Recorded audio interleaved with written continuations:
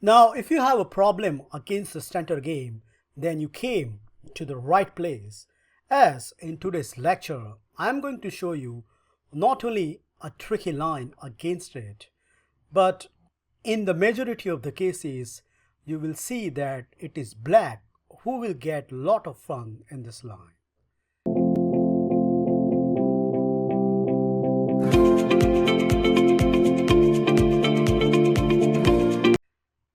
Okay, the opening arises after the following move order: e4, e5, d4, e captures d4, and now white capture back with the queen, allowing us to take the tempo with knight to c6. But his idea is that after queen to e3, as I have highlighted by the arrows here, that most likely white is trying to plan to castle queenside, whereupon black is trying to castle on the king side, and we have a very interesting battle going on in the middle game. So for example, the main lines start with knight to f6, knight to c3, bishop to b4, bishop to d2, and now as expected, both the side castle on the opposite direction, whereupon rook to e8 set the stage for the upcoming fire. Now, if you check the database here, majority of the cases, white has tried these three options, and let's see each by turn and find out how we are going to conquer them. The first move I want to consider is the most popular, Queen G3. So white is immediately looking for some attacking aspects. But the big time problem is it costs the center pawn, which we are more than happy to grab it with our knight. So now, as this knight is attacking three locations, white response is force. He has to take it, and after rook takes e4, if white exchange the bishop, then more exchange helps black as he is a clear pawn up. So no, that's not the big point. The main idea is white wants to play c3, attacking the bishop, and then carry out his rapid fast development. Well, if you check the database here, by far the most popular choice is bishop to f8. However, I think it's an inaccurate choice, and as suggested by Modern Chess Engine, black should go ahead with bishop to e7, which has a very nasty idea that when white plays bishop to d3, looks scary at the first sight. Black has a nice in-between move in this picture, namely bishop to h4. The point is, you get rid of the queen from the G file so that now you can comfortably take the rook back on the e8. And if allowed, then black has a very simple plan, namely d6, and then settle this bishop on f6, whereupon he is a clear pawn up, and it is white who has to demonstrate what he is going to do about it.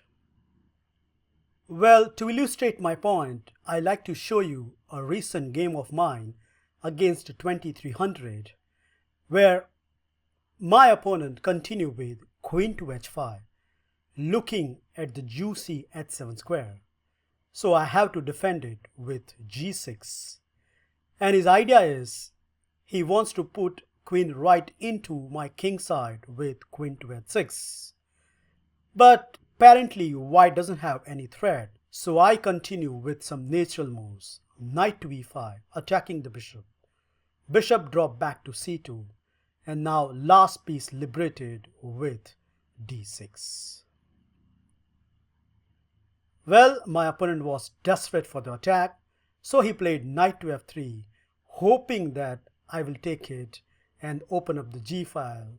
But believe it or not, this is exactly black did with knight captures f3, G captures f3, and the big time point is black wants to play rook to e5 and then attack the white's pesky queen.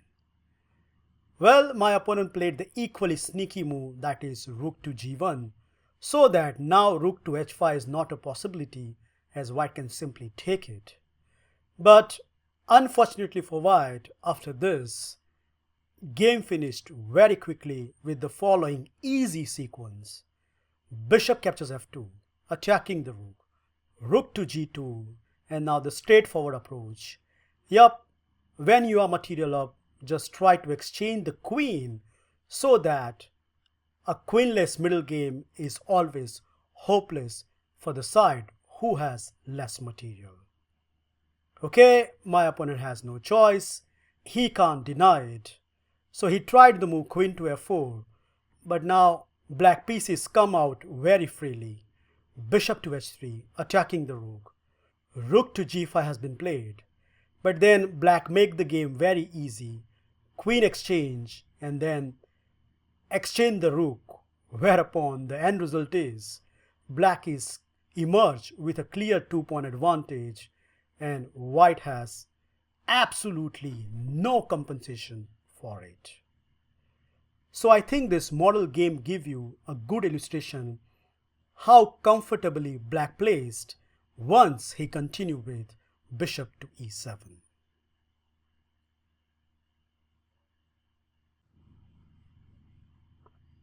The second move I want to consider is f3, which looks more natural in this position.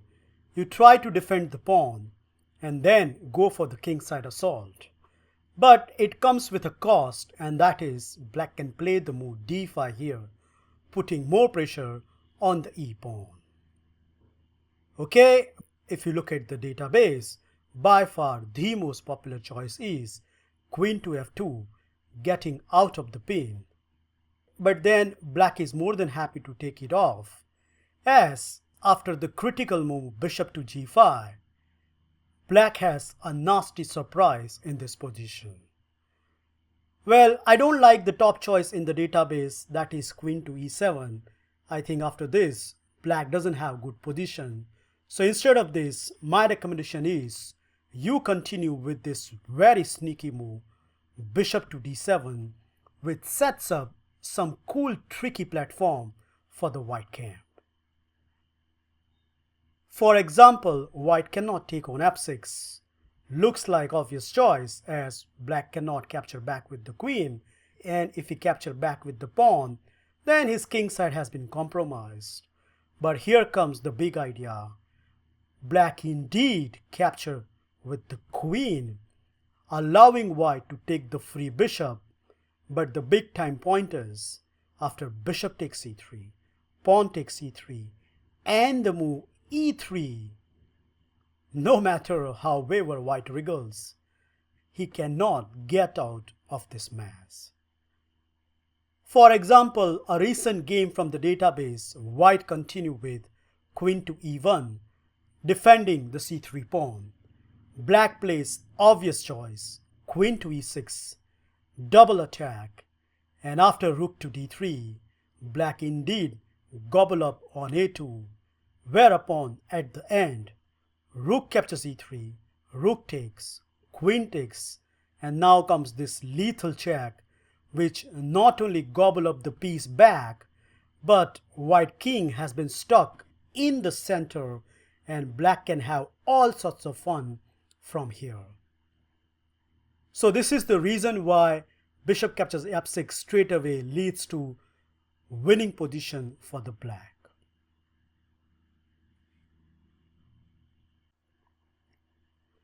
By far, the most popular choice from here is knight to d5, and it looks more logical as you're pressurizing the f6 knight. But black has equally nice reply, starting with e3, attacking the queen. Doesn't look good at first sight, as white can play the move queen to h4 and put more pressure on f6. But it has a valid point, and that is this amazing check, which, believe it or not, but gives black an opening advantage. Nope, can't take this bishop, because after pawn takes d2, White has two options, whether to take this pawn or play king to d1, and in both the case, he get a completely losing plot. For example, if you play king captures d2 here, then black has a simple reply, bishop to e6, pinning down this knight. And after c4, everything get exchanged. Bishop takes f6, pawn takes f6, pawn takes d5, queen captures d5, and after king to c1 and the move rook to d8. Obvious enough, black is an exchanger and he has some clear highways to launch the bombshells on the white king. So that is the reason why king captures d2 is a bad choice here.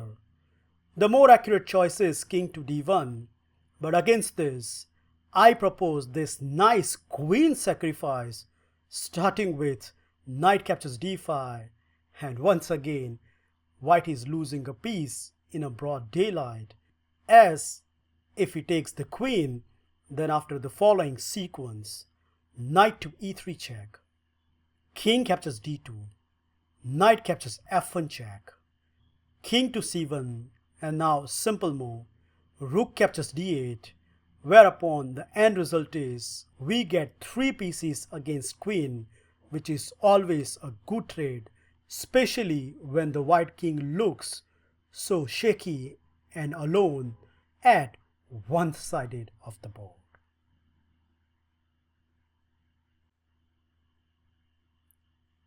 So nope, rook captures d2 is a bad idea, and that is why, as per the database, the most popular choice is king to b1. But after this, black has a nice surprising move here, namely bishop to f5. The big time point is you are defending on h7, so bishop captures f6 is completely ruled out. And majority of the games continue with knight captures f6, whereupon g captures f6, bishop captures f6, and now very nice move, queen to d6, so that the queen can comes into the defense from the f8 square. Once again, let's see a game between two grandmasters where white continue with queen to h6, trying to checkmate black. Black played queen to f8, and after queen to g5, he calmly retrieved the bishop back to the g6 square. Well, white would love to play h4, only to find out that he cannot, as after the move e2 attacking the queen, white is forced to capture the bishop, whereupon the end result is not only we are exchanged up at this position, but after an amazing reply, queen to d6, white is going to lose yet another piece, as he cannot take this queen in the view of rook to e1, back rank issues on the board.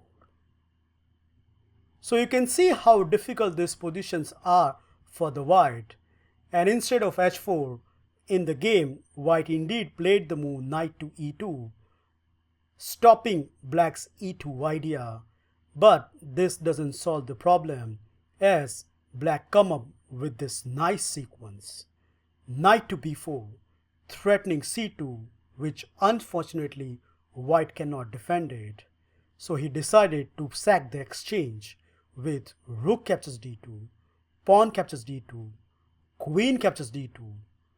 But now this just invite black rook to come into the picture immediately with rook a to d8, sacking back the exchange, but more importantly get the initiative, so that after queen to e1, knight captures c2, queen to c1, and now the lovely finish. Did you spot it? Yup, it's knight to e3, a discover check, and after king to a1 and the move rook to d1, white find nothing better than resign the game. So I think this tricky analysis and the model games give you a great idea how easy black play is if white continue with the move f3.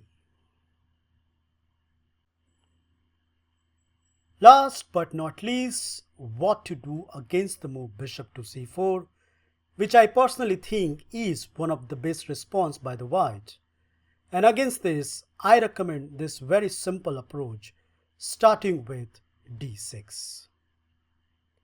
Well, if your opponent plays knight to f3, then bishop to g4 is a very strong reply, and I have attached my model game in this line.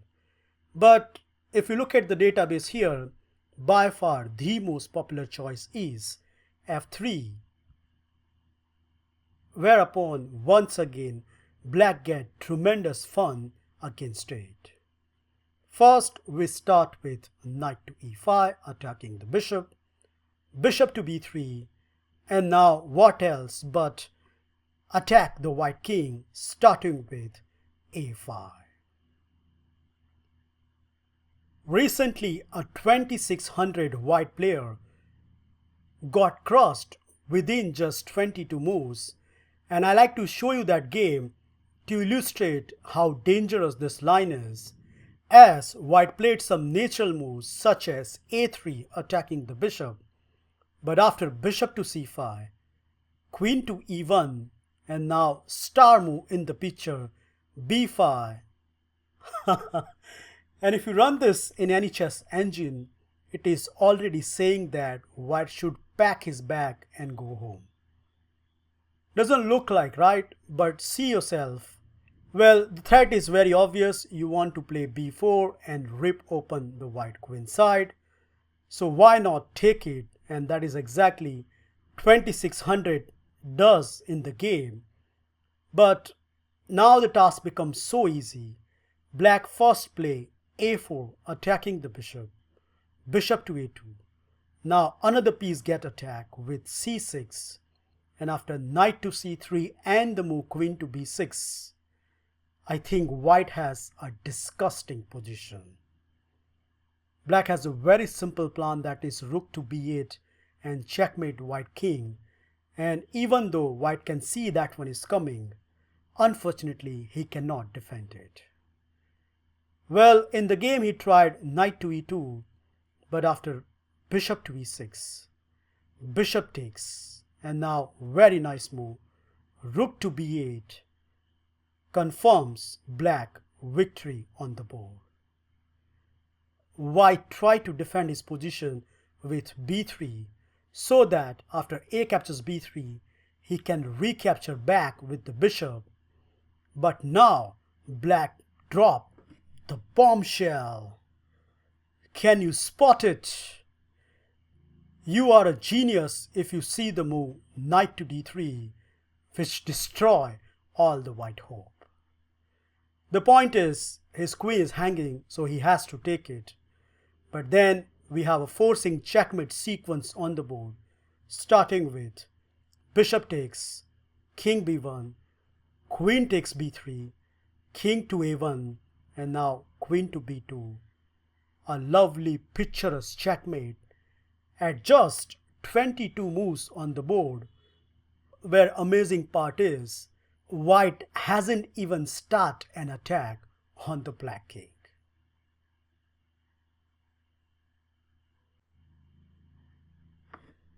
That's it guys, I hope you enjoy and learn this high profile tricky lines against the center game.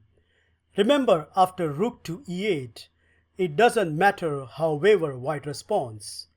As I have shown in the video, not only black has some nice nuances with some tricky business on the board, and even though white is booked up with his theoretical moves, with some nice preparation, black opening advantage cannot be denied.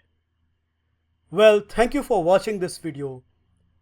Feel free to like, subscribe and comment, and I will meet you in my next episode very soon. Bye and take care.